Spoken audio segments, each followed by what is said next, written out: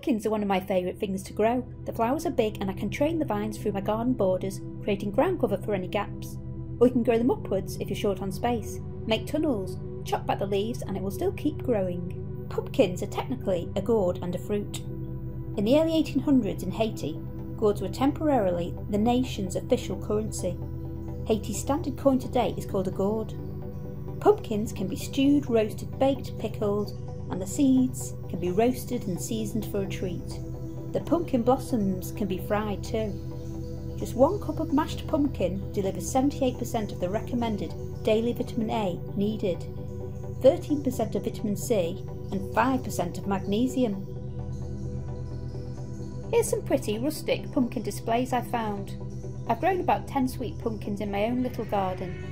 So the next thing I'm going to do in my garden is make my own little rustic display. Thanks for watching, bye!